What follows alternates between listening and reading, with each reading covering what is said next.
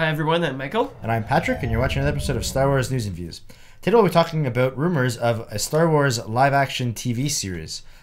This is coming from Cinelinx, and they're stating that there is a possibility they're going to be making a Star Wars live-action TV series sort of akin to Marvel's Agents of S.H.I.E.L.D., which is a spin-off of the Marvel Cinematic Universe.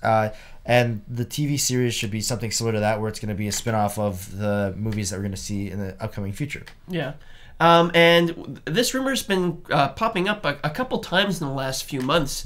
And actually, in 2005, when Revenge of the Sith came out, George Lucas was like, I'm done with Star Wars, I'm done with Star Wars. And then a couple months later, he's like, I'm making a Star Wars TV show. So he was actually planned to make a live-action Star Wars TV show. And according to him, he said that they had actually written all 50 episodes for the show. That may be an exaggeration. George Lucas has a history of exaggerating things when it comes to the writing. And maybe just they wrote up story treatments. No. But whatever. But the project kind of sat for years and years and years. And 2007 went by, 2008 went by, 2009 went by. Nothing. And they were saying that one of the problems was that they wanted to make the TV show look like a feature film, but they couldn't figure out how to do it and make it affordable. So they were kind of waiting for CG technology to get a bit cheaper, and they couldn't really figure out a way to do it.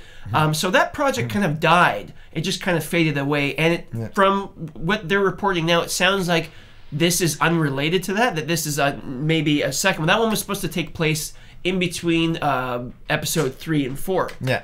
But this sounds a bit different. Yeah. The other one, it was supposed to be sort of a darker series, and it seemed like they would have to release it. They probably wouldn't have done it on like a network, and they would have to do something similar to the Daredevil series that's coming out now, where they released it on Netflix, where they don't have to deal with television ratings. It was called Star Wars Underworld. That was the working title. It was supposed to be about like mercenaries and the sort of underworld of Coruscant and all that type of stuff. Yeah. But now for this new series that's coming out, in order to save money, they want to try to reuse sets from the movies, which means they're going to have to sort of wait on this series until the movies aren't filming at the moment, and to try to reuse the sets that have already been created. Yeah, that's what Cinelinx is reporting, is that they want to film at Pinewood Studios, where the new movies are filming, in between the movies, so that they can reuse the sets and save on costs and make it look like a feature film without a feature film budget. Yeah. But the problem with that, I guess, is like it's going to take a little while, because I know they're done filming episode 7, but they're probably going to do Rogue One this summer. Yeah. So that'll be taking up the studio space, and even then, will they have the production and everything ready for when that's done? Yeah. Who knows? We're going to have to wait until episode 8 starts to film, and then wait till episode 8 is done filming. Yeah, and they don't even have the schedule for episode 9 down. There's no director, even though there's a rumor about J.J. Abrams being in talks. So basically what they're saying is that it's happening. This TV show is happening at some point, but it's on hold indefinitely for the near future until they can work out the timing to make this happen.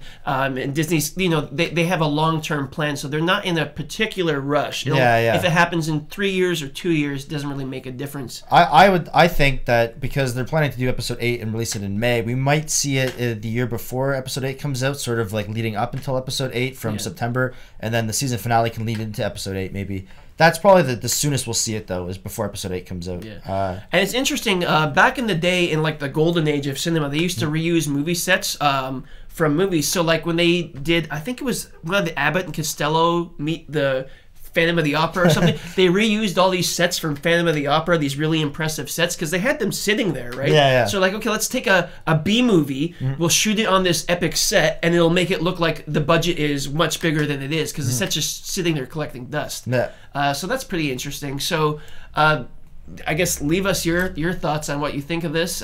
If you're excited for a Star Wars live action series, I think it would be pretty good, and the way they're going about this seems to me. They said it to be kind of similar to Agents of S.H.I.E.L.D., so it's probably not going to be dark like the other series, Underworld, that they had sort of planned. But even then, Agents of S.H.I.E.L.D., I haven't seen season 2, but I hear it gets really good, and it's like going to be lighthearted and fun. And again, it's just more addition to the Star Wars universe, and I'm assuming canon to the movie universe. So it's pretty exciting to see. Well, it also makes you question, because they're reusing sets from episode 8, I guess, maybe. Is it set during that time frame, or like when is it? I don't know. I think it would have to be set during the new time frame. I mean, it would kind of make sense to kind of keep everything in like the future/present now. Yeah.